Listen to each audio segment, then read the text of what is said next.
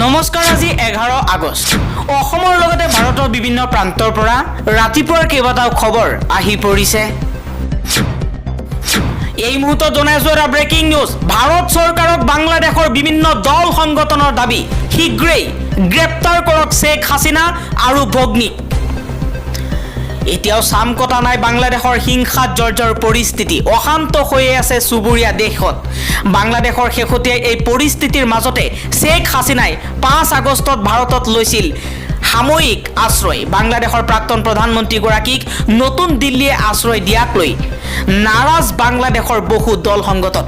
প্ৰাক্তন প্ৰধানমন্ত্ৰী শ্বেখ হাছিনা আৰু তেওঁৰ ভগ্নীক গ্ৰেপ্তাৰৰ দাবী তুলিছে বাংলাদেশৰ উচ্চতম ন্যায়ালয়ৰ বাৰ এছ'চিয়েশ্যনৰ সভাপতি AM মাহবুব উদ্দিনে এক বিজ্ঞপ্তি যোগে ভাৰতৰ প্ৰধানমন্ত্ৰী নৰেন্দ্ৰ মোদীক উদ্দেশ্যি কৈছে যে শ্বেখ হাছিনা আৰু ভগ্নী শ্বেখ ৰেহানাক শীঘ্ৰেই গ্ৰেপ্তাৰ কৰি বাংলাদেশলৈ ঘূৰাই পঠিওৱাৰ ব্যৱস্থা কৰিব লাগে।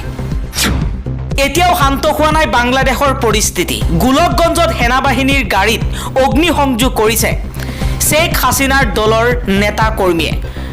আওয়ামী লীগৰ দলে নেতা কৰ্মীয়ে গোলকগঞ্জত সেনাবাহিনীৰ গাড়ীত অগ্নিসংযোগ কৰি পথ অৱৰোধ কৰিছে।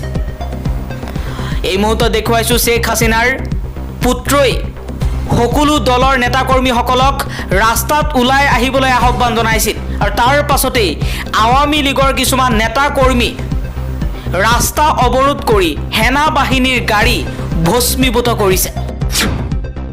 অসমৰ মুখ্যমন্ত্ৰী হিমন্ত বিশ্ব শৰ্মাৰ 2 নাৱত 2 ভৰি। এবাৰ হিমন্ত বিশ্ব শৰ্মাৰ বিৰুদ্ধে সৰব হৈ পৰিছে অখিল গগৈ। অখিল গগৈ কৈছে 2023 চনত মুখ্যমন্ত্ৰী হিমন্ত বিশ্ব শৰ্মাই কৈছিল যে শিলহাকুত বেদখলৰ বাবে মহানগৰীত বানপানী হৈছে। যদি বানমুক্ত মহানগৰ লাগে তেনেহ'লে শিলহাকুত উচ্ছেদ চলিবই লাগিব।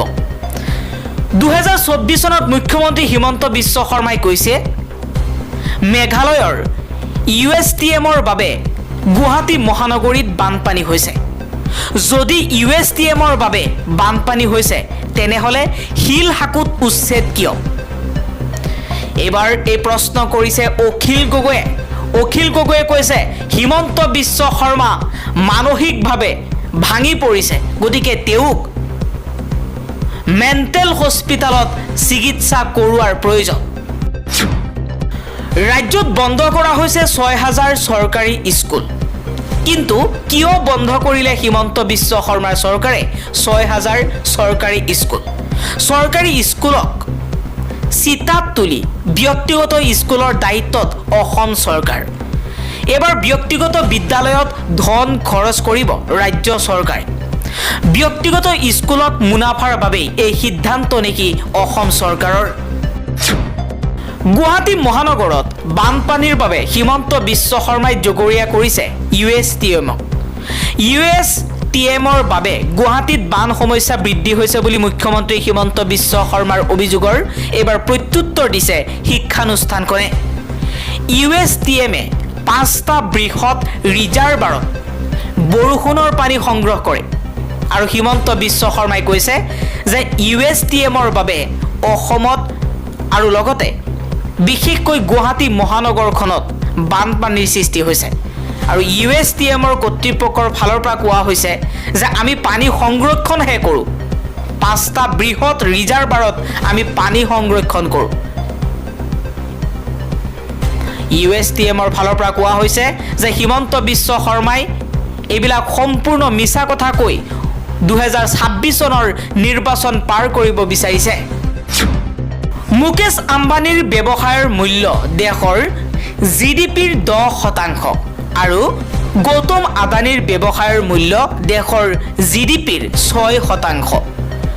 বাৰ্কলেজ হুৰুন ইণ্ডিয়া প্ৰতিবেদনত উন্মোচিত হৈছে এই ভয়ংকৰ তথ্য।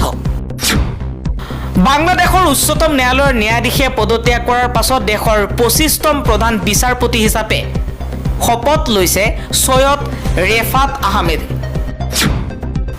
15 আগষ্টৰ পৰা বিদ্যালয়ত নতুন নিয়ম হ'ব। গুড মৰ্ণিঙৰ সলনি ক'ব লাগিব জয় হিন্দ। এবাৰ কেন্দ্ৰীয় চৰকাৰে এক ডাঙৰ ঘোষণা কৰিছে। সমগ্ৰ ভাৰতবৰ্ষত 15 আগষ্টৰ পৰা বিদ্যালয়সমূহত নতুন নিয়ম হ'ব।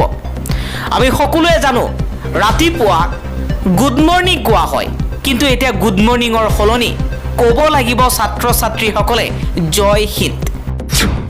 হাজাৰ হাজাৰ বাংলাদেশীৰ পশ্চিমবংগত অনুপ্ৰৱেশৰ চেষ্টা।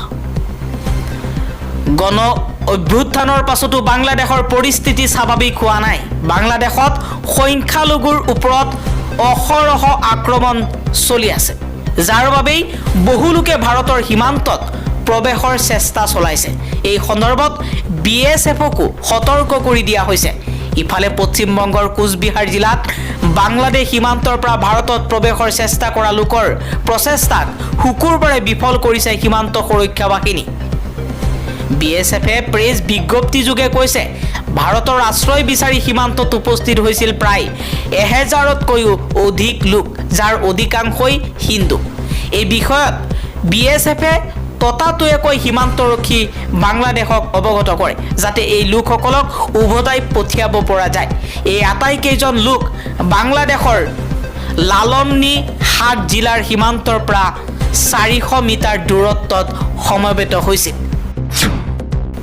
ৰাজ্যৰ ঠিকাভিত্তিক শিক্ষকৰ চাকৰি নিয়মীয়াকৰণ আৰু নতুন নিযুক্তিৰ নামত চৰম প্ৰতাৰণা। মুখ্যমন্ত্ৰী হিমন্ত বিশ্ব শৰ্মা আৰু শিক্ষামন্ত্ৰী ডক্টৰ ৰণোজ পেগুৰ। মুখ্যমন্ত্ৰী শৰ্মা আৰু ৰণোজ পেগুৰ বিৰুদ্ধে এইবাৰ সৰব হৈ পৰিছে DYFI। বেতন সুৰক্ষাৰ ব্যৱস্থা নকৰাকৈ বিশেষ নিযুক্তিৰ ব্যৱস্থাৰে 35,000 ঠিকাভিত্তিক টেট উত্তীৰ্ণ শিক্ষকক চাকৰি নিয়মীয়াকৰণৰ নামত চৰম প্ৰতাৰণা কৰিবলৈ ওলাইছে মুখ্যমন্ত্ৰী ডক্টৰ হিমন্ত বিশ্ব শৰ্মা আৰু শিক্ষামন্ত্ৰী ৰণোজ পেগুৰ নেতৃত্বত অসম চৰকাৰে। অকল ঠিকাভিত্তিক শিক্ষকেই নহয়, নতুন উচ্চতৰ মাধ্যমিক বিদ্যালয় শিক্ষক, উচ্চ মাধ্যমিক বিদ্যালয় শিক্ষক আৰু প্ৰাথমিক শিক্ষক নিযুক্তিৰ ক্ষেত্ৰতো ঠগ প্ৰবঞ্চনাৰ আশ্ৰয় লৈছে অসম চৰকাৰে। ভাৰতৰ গণতান্ত্ৰিক যুৱ ফেডাৰেশ্যন চমুকৈ DYFIৰ অসম ৰাজ্যিক কমিটিয়ে মুখ্যমন্ত্ৰী আৰু অসম চৰকাৰৰ শিক্ষক সমাজক চৰম অন্যায় কৰা আৰু যুৱ প্ৰজন্মক প্ৰতাৰণা কৰা এনে প্ৰবঞ্চক মানসিকতাক তীব্ৰ নিন্দা কৰিছে। DYFIয়ে বেতন সুৰক্ষাসহ চাকৰি নিয়মীয়া কৰাৰ লগতে ইতিমধ্যে ঘোষণা কৰা আৰু আবেদন কৰা সমগ্ৰ শিক্ষক পদৰ তৎকালে নিযুক্তি দিবলৈ দাবী জনাইছে। বাংলাদেশত হিন্দু সম্পূৰ্ণৰূপে সুৰক্ষিত। ধাৰণা কৰা ধৰণে বাংলাদেশত হিন্দুসকল অসুৰক্ষিত নহয়। এবাৰ বাংলাদেশ জাতীয় হিন্দু মহাজোঁটৰ সাধাৰণ সম্পাদক তথা উকিল গোবিন্দ চন্দ্ৰ প্ৰমাণিকে এই মন্তব্য কৰিছে। বাংলাদেশৰ পৰিস্থিতিক লৈ উদ্বিগ্ন সমগ্ৰ বিশ্ব। বাংলাদেশত হিন্দুৰ ওপৰত অত্যাচাৰ চলোৱা হৈছে বুলিও খবৰ ওলাইছে, কিন্তু এই কথা কিমান সঁচা? সঁচাকৈয়ে বাংলাদেশত সংকটত পৰিছে নেকি হিন্দুসকল? কি কৈছে বাংলাদেশৰ জাতীয় হিন্দু মহাজোঁটৰ মহাসচিব গোবিন্দ চন্দ্ৰ প্ৰমাণিকে? চুবুৰীয়া ৰাষ্ট্ৰ বাংলাদেশত সময়ে সময়ে সংখ্যালঘু হিন্দুসকল নিৰ্যাতনৰ সন্মুখীন হৈ অহাটো নতুন কথা নহয় যদিও বৰ্তমানৰ পৰিস্থিতি যথেষ্ট উদ্বেগজনক। শ্বেখ হাছিনা চৰকাৰৰ পতনৰ পাছতো দেশখনৰ পৰিস্থিতি উত্তপ্ত হৈ আছে। ঠায়ে ঠায়ে সংঘটিত হৈ আছে হিংসাত্মক ঘটনা, চলিছে ব্যাপক হাৰত লুটপাটৰ ঘটনা, আক্ৰমণ চলিছে সংখ্যালঘু লোকসকলৰ ওপৰত। বহু লোকে প্ৰাণৰ মমতাত ঘৰ বাৰী এৰি নিৰাপদ স্থানত আশ্ৰয় লোৱাৰ উপৰিও সীমান্তলৈ আহি ভাৰতত প্ৰৱেশৰ বাবে চেষ্টা চলাইছে। পৰিস্থিতিৰ প্ৰতি লক্ষ্য ৰাখি ভাৰত চৰকাৰে সীমান্তৰ নিৰাপত্তা ব্যৱস্থাক অধিক কটকটীয়া কৰি তুলিছে, যাতে কোনো লোকে অবৈধভাৱে প্ৰৱেশ কৰিব নোৱাৰে। ইফালে সামাজিক মাধ্যমতো বিভিন্ন ফটো ভিডিঅ' আৰু বিষয় উত্থাপন কৰি বাংলাদেশৰ ভয়াৱহ পৰিস্থিতি দাঙি ধৰিছে কিছুমান লোকে। বাংলাদেশত হিন্দুৰ ওপৰত চলা আক্ৰমণৰ ঘটনাক লৈ ভাৰততো ব্যাপক প্ৰতিক্ৰিয়াৰ সৃষ্টি হৈছে। ইফালে বাংলাদেশী অনুপ্ৰৱেশৰ সমস্যা থকা অসমত দেশখনৰ শেহতীয়া পৰিস্থিতিয়ে সকলোকে উদ্বিগ্ন কৰি তুলিছে। অসমত অনুপ্ৰৱেশৰ সমস্যা আৰু অধিক তীব্ৰতৰ হোৱাৰ আশংকা কৰা হৈছে। অৱশ্যে মুখ্যমন্ত্ৰী ডক্টৰ হিমন্ত বিশ্ব শৰ্মাই অবৈধভাৱে এজনো লোক যাতে অসমত প্ৰৱেশ কৰিব নোৱাৰে, সীমান্ত সুৰক্ষিত হৈ থাকিবলৈ নিৰ্দেশনা জনাইছে।